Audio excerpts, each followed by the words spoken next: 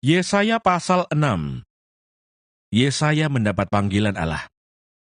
Dalam tahun matinya Raja Uzia, aku melihat Tuhan duduk di atas tahta yang tinggi dan menjulang, dan ujung jubahnya memenuhi bait suci. Para serafim berdiri di sebelah atasnya, masing-masing mempunyai 6 sayap. 2 sayap dipakai untuk menutupi muka mereka, 2 sayap dipakai untuk menutupi kaki mereka, dan 2 sayap dipakai untuk melayang-layang. Dan mereka berseru seorang kepada seorang, katanya, Kudus, kudus, kuduslah Tuhan semesta alam. Seluruh bumi penuh kemuliaannya. Maka bergoyanglah alas ambang pintu, disebabkan suara orang yang berseru itu. Dan rumah itu pun penuhlah dengan asap. Lalu kataku, celakalah aku binasa, sebab aku ini seorang yang najis bibir. Dan aku tinggal di tengah-tengah bangsa yang najis bibir. Namun mataku telah melihat Sang Raja, yakni Tuhan semesta alam. Tetapi seorang daripada serafim itu terbang mendapatkan aku. Di tangannya ada bara yang diambilnya dengan sepit dari atas mezbah. Ia menyentuhkannya kepada mulutku serta berkata, lihat, ini telah menyentuh bibirmu, maka kesalahanmu telah dihapus dan dosamu telah diampuni. Lalu aku mendengar suara Tuhan berkata, siapakah yang akan kuutus, dan siapakah yang mau pergi untuk aku? Maka sahutku, ini aku, utuslah aku. Kemudian firman-Nya, pergilah dan katakanlah kepada bangsa ini, dengarlah sungguh-sungguh tetapi mengerti jangan. Lihatlah sungguh-sungguh tetapi menanggap jangan. Buatlah hati bangsa ini keras, dan buatlah telinganya berat mendengar. Dan buatlah matanya melekat tertutup, supaya jangan mereka melihat dengan matanya, dan mendengar dengan telinganya, dan mengerti dengan hatinya, lalu berbalik dan menjadi sembuh. Kemudian aku berkata, sampai berapa lama ya Tuhan?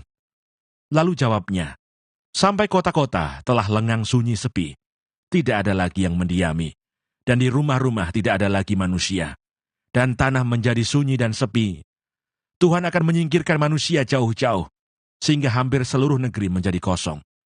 Dan jika di situ masih tinggal 1/10 dari mereka, mereka harus sekali lagi ditimpa kebinasaan. Namun keadaannya akan seperti pohon beringin dan pohon jawi-jawi, yang tunggulnya tinggal berdiri pada waktu ditebang, dan dari tunggul itulah akan keluar tunas yang kudus. Yesaya pasal 7. Yesaya dan Raja Ahaz.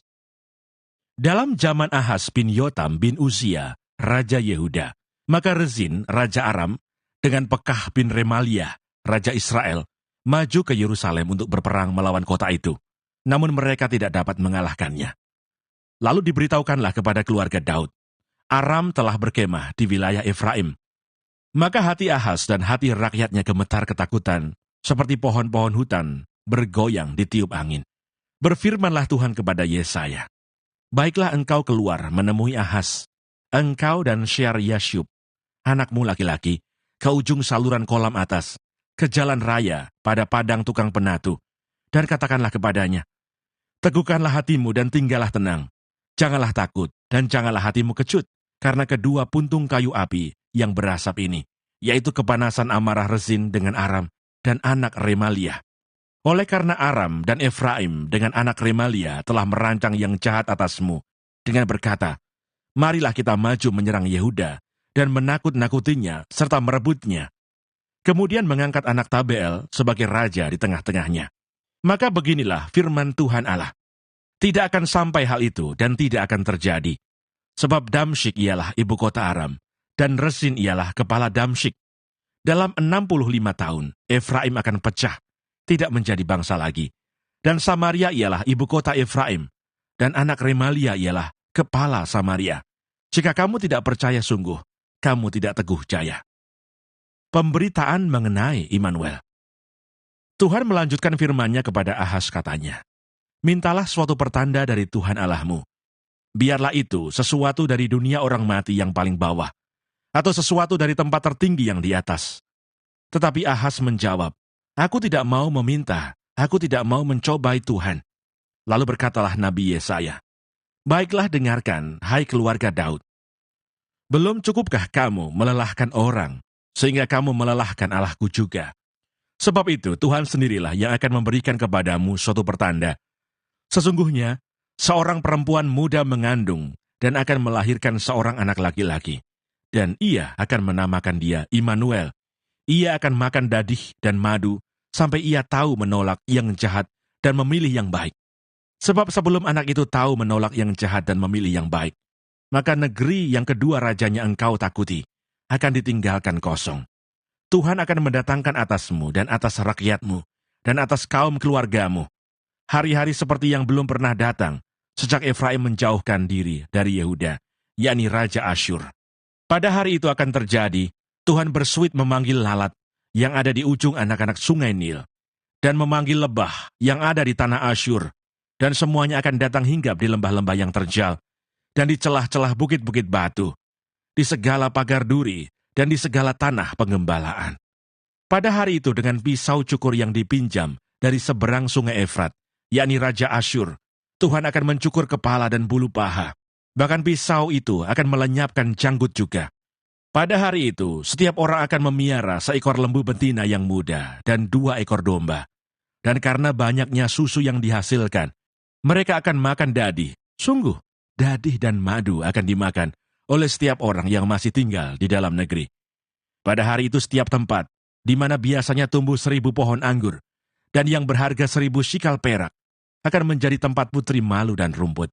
Orang pergi ke sana terpaksa membawa anak-anak panah dan busur, sebab putri malu dan rumput belaka seluruh negeri itu. Dan engkau tidak berani pergi ke segala lereng gunung yang biasanya dicangkul, karena takut akan putri malu dan rumput. Di situ hanya lembu dan domba akan berkeliaran. Yesaya pasal 8. Anak nabi sebagai tanda. Berfirmanlah Tuhan kepadaku, ambillah sebuah batu tulis besar, dan tulislah di atasnya dengan tulisan biasa, Maher Shalal Hasbas. Maka aku memanggil 2 saksi yang dapat dipercaya, yaitu Imam Uria dan Zakaria bin Zeberekiah. Kemudian aku menghampiri istriku. Ia mengandung dan melahirkan seorang anak laki-laki. Lalu berfirmanlah Tuhan kepadaku, namailah dia Maher Shalal Hasbas. Sebab sebelum anak itu tahu memanggil Bapa, Ibu, maka kekayaan Damsyik dan jarahan Samaria akan diangkut di depan Raja Asyur. Penyerbuan Asyur ke Yehuda. Tuhan melanjutkan lagi firman-Nya kepadaku. Oleh karena bangsa ini telah menolak air Shiloah yang mengalir lamban, dan telah tawar hati terhadap Resin dan anak Remalia, sebab itu sesungguhnya Tuhan akan membuat air sungai Efrat yang kuat dan besar meluap-luap atas mereka, yaitu Raja Asyur dengan segala kemuliaannya. Air ini akan meluap melampaui segenap salurannya, dan akan mengalir melampaui segenap tebingnya, serta menerobos masuk ke Yehuda, ibarat banjir yang meluap-luap hingga sampai ke leher, dan sayap-sayapnya yang dikembangkan akan menutup seantero negerimu, ya Immanuel. Ketahuilah, hai bangsa-bangsa, dan terkejutlah. Perhatikanlah, ya segala pelosok bumi. Berikat pingganglah dan terkejutlah. Berikat pingganglah dan terkejutlah. Buatlah rancangan, tetapi akan gagal juga. Ambillah keputusan, tetapi tidak terlaksana juga, sebab Allah menyertai kami. Yesaya terpaksa bersembunyi. Sebab beginilah firman Tuhan kepadaku, ketika tangannya menguasai aku, dan ketika ia memperingatkan aku, supaya jangan mengikuti tingkah laku bangsa ini. Jangan sebut persepakatan segala apa yang disebut bangsa ini persepakatan, dan apa yang mereka takuti, janganlah kamu takuti, dan janganlah gentar melihatnya. Tetapi Tuhan semesta alam, dialah yang harus kamu akui sebagai yang kudus. Kepadanya lah harus kamu takut, dan terhadap dialah harus kamu gentar. Ia akan menjadi tempat kudus, tetapi juga menjadi batu sentuhan dan batu sandungan bagi kedua kaum Israel itu, serta menjadi jerat dan perangkap bagi penduduk Yerusalem. Dan banyak di antara mereka akan tersandung, jatuh dan luka parah, tertangkap dan tertawan. Aku harus menyimpan kesaksian ini dan memeteraikan pengajaran ini di antara murid-muridku, dan aku hendak menanti-nantikan Tuhan yang menyembunyikan wajahnya terhadap kaum keturunan Yakub. Aku hendak mengharapkan Dia. Sesungguhnya, aku dan anak-anak yang telah diberikan Tuhan kepadaku adalah tanda dan alamat di antara orang Israel dari Tuhan semesta alam yang diam di Gunung Sion.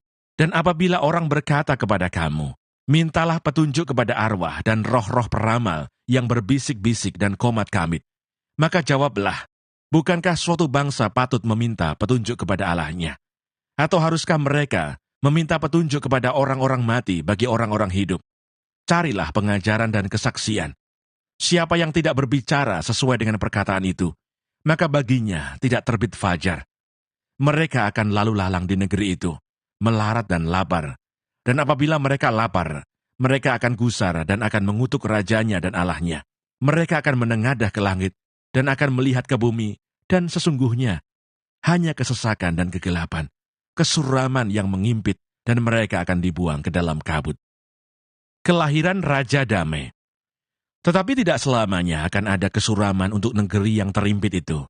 Kalau dahulu Tuhan merendahkan tanah Zebulon dan tanah Naftali, maka di kemudian hari Ia akan memuliakan jalan ke laut, daerah seberang sungai Yordan, wilayah bangsa-bangsa lain.